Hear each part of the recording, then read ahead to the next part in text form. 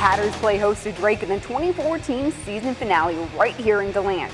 Two seniors will play their last game with the Hatters while running back Cole Mazza, well, he's got the opportunity to reach the 1,000-yard rushing mark.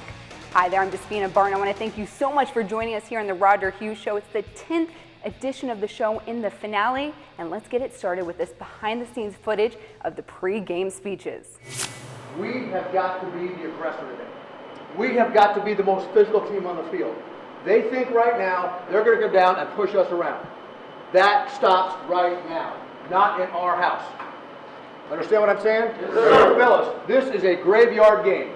This is a game that will mark our history right now, going 500 in the second year, and we're going to be in the top half of the league as freshmen and sophomores. But guess what? We don't play that way. We play like juniors and seniors. We play smart, we play aggressive, and more importantly, we play fast. We're faster than those guys today, fellas, and we're going to use our speed today. Whatever happens, it's the next play. Whatever happens, it's what you're going to do to the man across from you the next play. Who wants it more, and who's going to beat the guy over him every time? Let's send these guys out the right way.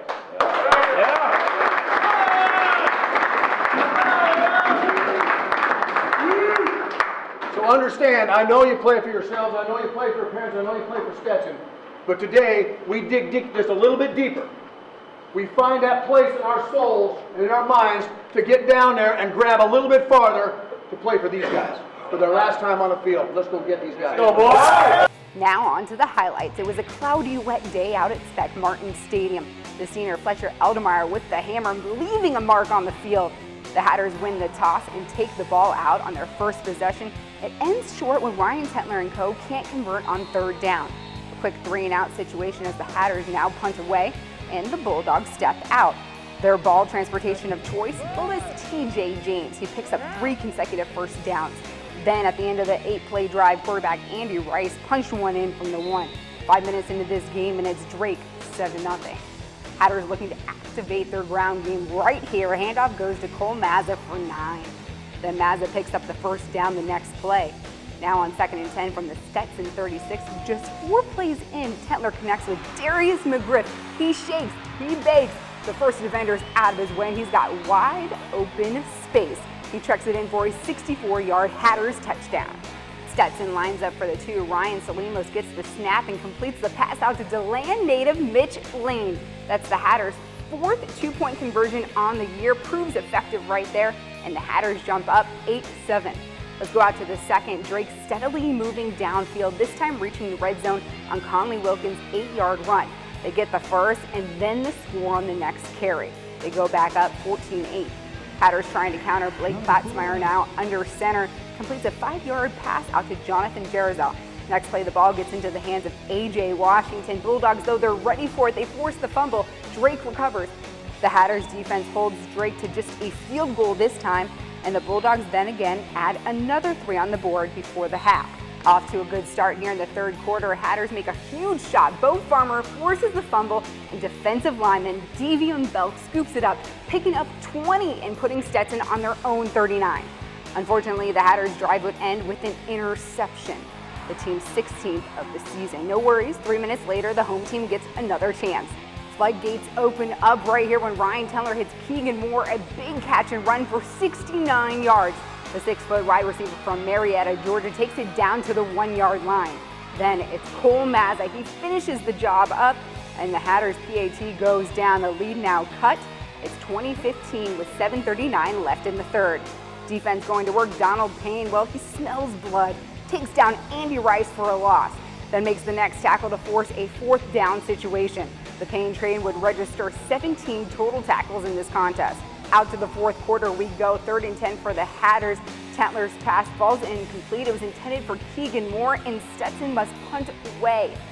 It's here where the Bulldogs begin their longest drive of the game.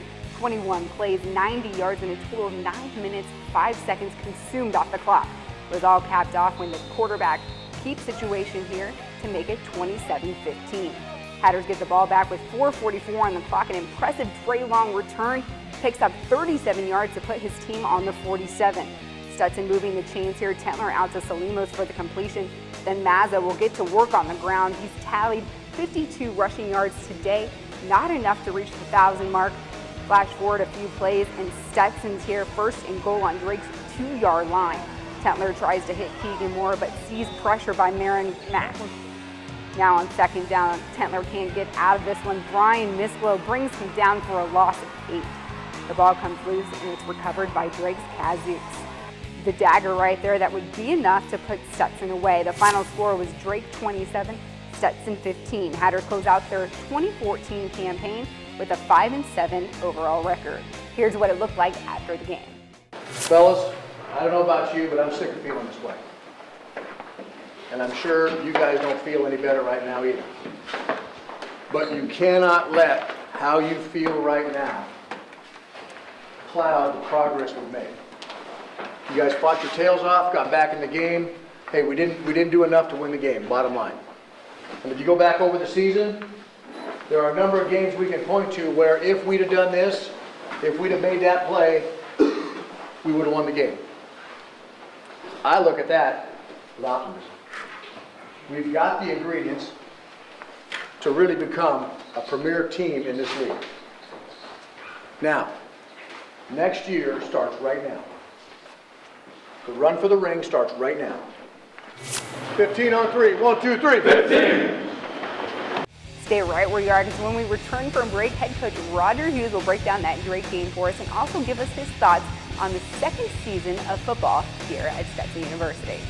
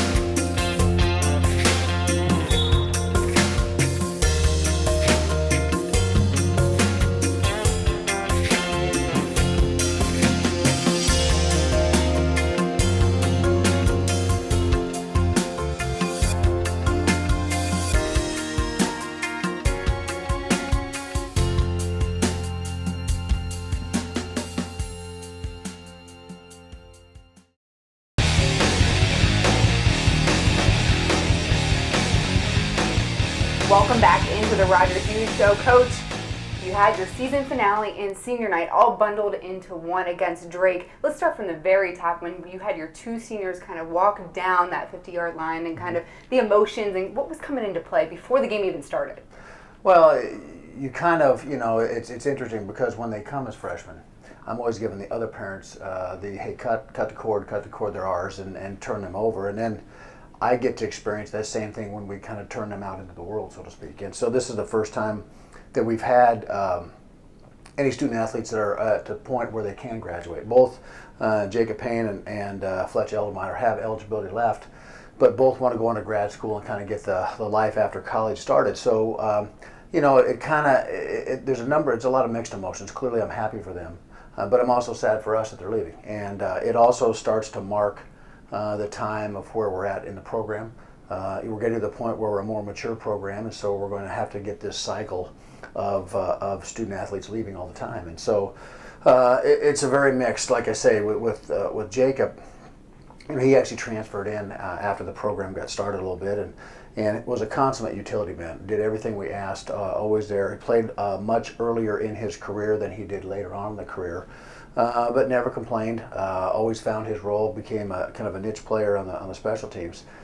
And then Fletch Eldemeyer, he was here from the very start. He came to the very first meeting we ever had, and he's kind of special in that, he was really like an assistant coach. When we first had gotten here, myself and Nolan Burns were the only coaches on staff, and we were recruiting everywhere around the country. And so there was a period of time in January, that first January we were here, where we actually had 10 straight days of recruiting weekends, and each one consists of 48 hours. And a major part of that recruiting weekend is who your student host is. Well, in Fletcher's case, he hosted all 108 recruits that came, and probably we visited more like 175, and never ever asked to get out of anything. He gave campus tours. I mean, my goodness, he must have wore out 3 pairs of shoes giving campus tours. And then he went on to become the first captain. He was our first starting center. He'd actually played defensive line as a high school player, but when I saw his body and saw how smart he was, because really the center's got to be the quarterback of the offensive line, and I said, listen, I think you'd be a great center, let's go. And he did the work to put on the 40 to 50 pounds that he had to do that. And so, he's been with the program forever. It's going to be kind of different to not have him around with us. And so, and this year he wasn't selected as a captain, but certainly had the same respect and level of camaraderie he had with the team. And so he was great. He was a great leader. He was obviously, it's great when your best leaders are your hardest workers, which is what he was. And he's going to end up going to med school. If I were laying flat on the gurney, he'd be the guy working on me, because he's not going to quit. You flatline right there. He'll find a way to. If he's got to split you open and massage the heart himself, he'll find a way to do it. So both young men are great examples. And essentially, we're measured by wins as coaches, but at programs like this, coming from great academic schools, ultimately we'll be measured by the product we turn out. And I'm really proud of both of these guys. I think Jacob did a ton of community services, thinking about grad school, possibly the seminary. And that kind of gives you an idea of how he wants to give back to the community and the empathy he has for people and how he cares about people. And so both young men are great examples of what we're trying to turn out. And certainly if others match these two guys, we'll be pretty proud of the product we're putting on the field.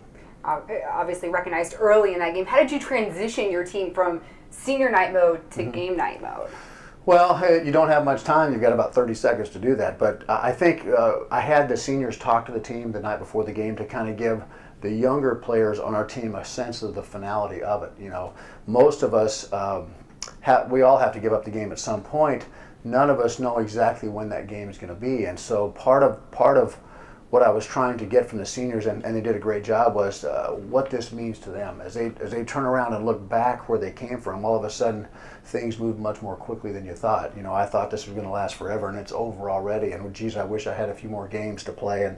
And so I wanted them to understand that, throughout their career, generally you only have about 44 to 47 games, and everyone is precious, everyone's important, and so you can't waste any time, you can't squander any opportunity that you have to take advantage of those things. So again, I thought Fletch and Jake did a great job that night, and then we told everyone what was going to happen with our families on the field and the announcements and everything, and then we had a big emotional lift, I think, to start the game, because we wanted to win this game to send them out on the right way. Yeah, the first outing for you guys was a quick 3 and out, but you were able to make offensive adjustments and then hit Darius McGriff open field. What kind of adjustments did you see your first outing out there to come out and convert on the second time? Well, we go into every game with a script of about 10 plays, and in that 10 plays we're doing a couple things. One, we're using different formations to see how they're going to defend us. as you prepare for the week, essentially you know how they've prepared against other people, but each time a defense kind of has their own little caveat they put to it. And so part of the first 3 plays were just those plays didn't execute quite as well as we needed to, and the next plays that we did execute with Darius in particular, we thought that we could do throw the pass down the middle of the field because they were playing a 2 deep safety secondary, and we felt that their linebackers would come up a little bit on the level 2 pass patterns, and that's exactly what happened.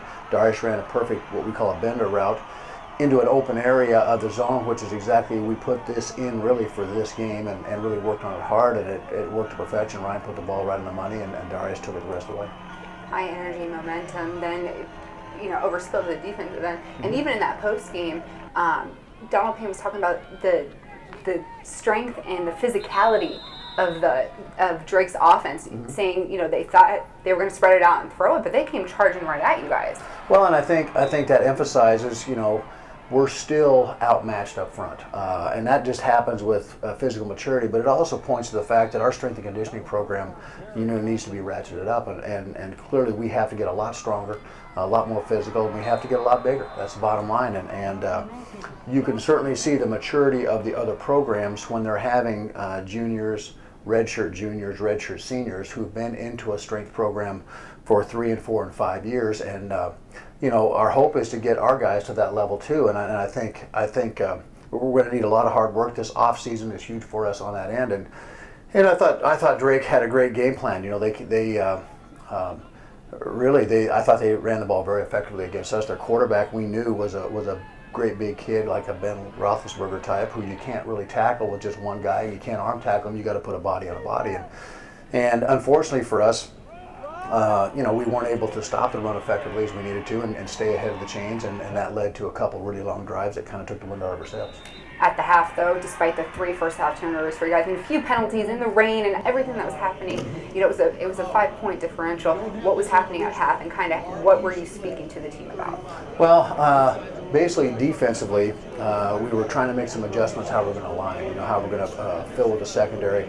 They had hurt us a little bit with some outside pass plays, so we wanted to make sure that we were fitting just right. And then we needed to do we did a more blitzing in the second half, just trying to keep their linemen from double teaming our linemen. The faster the linebackers react up, the faster they have to come off double teams to become single teams, which is a better matchup for us. So that was what we're going defensively. Offensively, we were trying to figure out, we weren't running the ball very effectively. And so we decided to kind of go out and hit the perimeter a little bit, move the quarterback around a little bit to get him outside. Their 2 defensive linemen whether they were getting there or not, Ryan and Blake both felt pressure in the pocket because they were kind of driving our linemen back a little bit. And so we tried to make some adjustments of trying to get the ball outside with some bubble screens and some short passes that allowed our athleticism to kind of pick up in the perimeter. And of course, that score in the third quarter that brought you guys again inching closer and closer. Obviously, this game ended in a 27-15 loss to close out the season here at home, but still a 5-7 overall record, 3-5 in the Pioneer League. And Coach, when we come back, we're going to go ahead and break down the season, get your comparisons and your outlook, and of course, take a look at the key players that made it happen every week. Okay. It's all happening here on the Roger Hughes Show.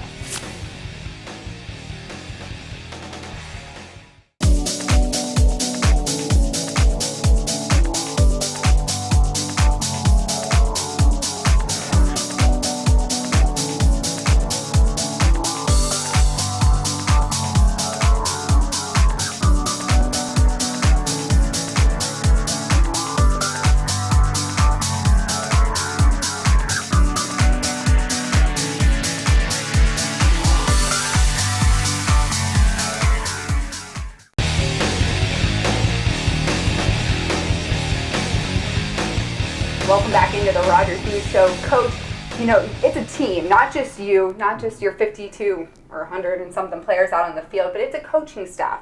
Talk about the guys that help you make this season successful. Well, head coaches get too much of the blame and too much of the credit when anything happens, and I've been very blessed to have a great coaching staff. On the offensive side, we had some new additions with Tim Holt, Matt Diniak, and Jake Burns.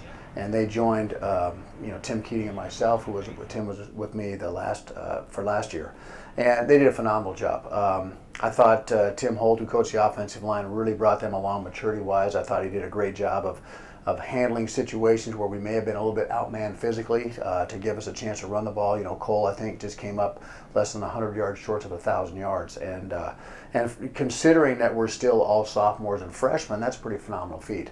Matt Diniak, I thought, added a lot in our running back game, and both those guys brought a wealth of ideas. The hammer. Well, the hammer idea from Matt Diniak that really is going to take off as a great tradition here at Stetson.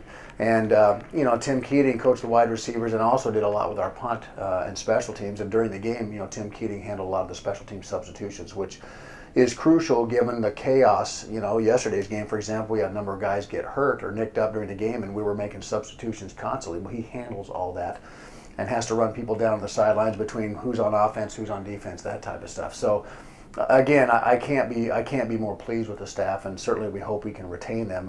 This is the time of year when coaching changes occur, and unfortunately, there's no expanding economy in college coaching. There's only so many finite jobs, and as people get opportunities, they tend to try to go out and find the best assistants they can, and I'm sure that given the quality of the assistants I have on both sides of the ball, and I'll get to defense in a second, they're going to have some opportunities, so hopefully we'll be able to retain them. Defensively, Brian Young and Brandon Wright are back from last year. Brian coordinates the defense, and then Brandon coaches the linebackers.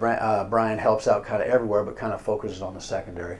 And then Charles Huff, our defensive line coach, and Jake Idens coached our strong safeties and our corners a little bit, helping Coach Young back there. And then I thought, Jake got hired real late in the process. Charles got hired pretty late in the process, and so I thought, without even having a spring ball, they came in and did a great job of acclimating and buying into the things, brought some new ideas. I thought defensive line-wise, we played much more aggressively than we had last year. I thought we played much more physical. I think that's a tribute to Coach Huff. I think our secondary was more sound. I think certainly we achieved more interceptions than we had last year. So again, I think it's a credit to that. And then I thought Brian did a great job of adjusting to our personnel. We had been early in the year a high blitz, high intensity type defense, and while we were getting a lot of 3 and outs, we were also giving up some very big plays early. And so he made some adjustments, got a little more conservative, started playing less high pressure and a little more zone behind things, a little less man-to-man to take a little pressure off our secondary. And I thought it worked out well. I thought you saw us, clearly in the games we won, our defense had some major stands in that and created a lot of turnovers. What happened was we were picking the spots when we blitzed and doing things to make the quarterback uncomfortable, and our interception ratio went up dramatically by having our guys play in zone and react to the ball rather than always matching them up man-to-man. Last but not least, Nolan Burns, our director of football operations, he does so much behind the scenes, making sure the buses are there, making sure the airlines are on time, making sure the food's right, coordinates our recruiting. And so really what he does is he frees all the rest of us up to focus just on the football side and the recruiting side of things. And his organizational skills are outstanding, and he's really kind of the face of the program when I'm not around doing the other things.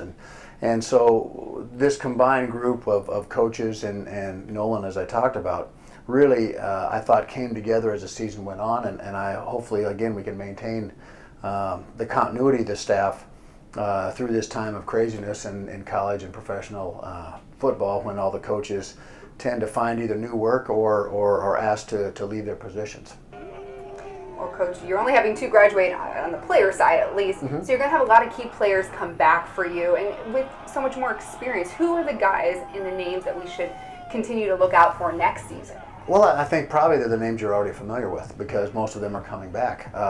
On the defensive side of the ball, clearly, Donald Payne has had remarkable stats and continues to elevate his game. And I think Chris Atkins in the back end and Ryan Powers both had very good years.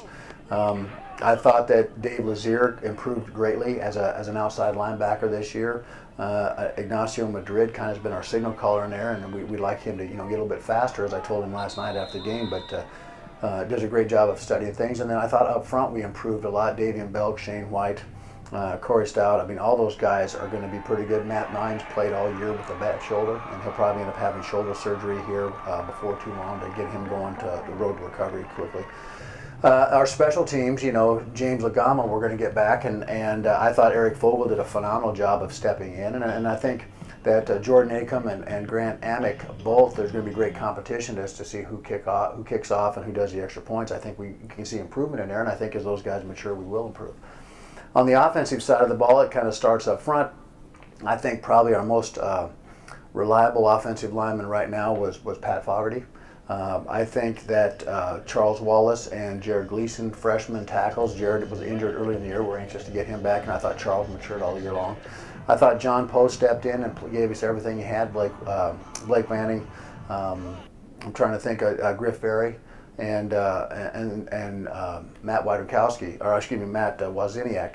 Also did a great job up front of kind of coming together. Each of those guys played a number of different positions. And then last but not least, up there, Fletcher was our starting center. He got hit and nicked up a little bit, and so Sean Gannon came in and really did some great work at the center and really played so well we just kind of started alternating them as the year went on. Tight end wise, I'm really excited about some of the tight ends we have coming back. Austin Marks, and then we moved Rob Coggin from wide receiver to tight end. He really embraced the role there. I think both of them will be good, and we have Jonathan Strahl behind them, Taylor Dunn, who happens to be the son of our baseball coach here, Pete Dunn. So we're looking for them to mature, and all of them need to get a lot stronger and get a lot bigger. And again, as I alluded to, the strength and conditioning program is crucial that does what it's supposed to do this off season. In the backfield, Ryan Teller will be coming back. He had most of the reps at quarterback, and then Blake Platzmeyer. Therell be two great competition between those two as we go forward. Running back wise, we'll have Cole Mazza coming back, as well as we'll have to see how Dre Washington's injury occurred and how he'll recover from that. Dre Long is there, and then I think there's going to be a great competition there. And then fullback wise, Mike Yonker is going to be a staple of our offense along with Craig Carrington, and then we have another young man, Hunter Paulus, who's going to be a good player. So again, the unique thing about our situation is we only lose two guys, so they're all coming back. And the receiver corps, we had some changes toward the end of the year, but we're excited about what's going to happen out there next year. Keegan Moore came on really well at the second half of the season. I think he led the league in yards per catch with 29.5 yards per catch. John Jarosz will be moved out to wide receiver, who came on and played much better in the last two games of the year. Ryan Salimos, who had a knee injury, frankly, he's still coming back from that knee injury, so he's only going to get better as the season goes on. Chris Crawford improved his catching a vast amount this year, and so he's going to be a big-time receiver out there as well. So we feel pretty good about a lot of the things that are going on in the perimeter, and we feel pretty good about going forward, being able to throw the ball down the field. A very unique situation. Now, Coach, I know you, and I know that in the beginning of this year you set out goals and aspirations for this team. Now, looking back, how do you self-evaluate this team in this year, the second year for you here and the second year for this football team?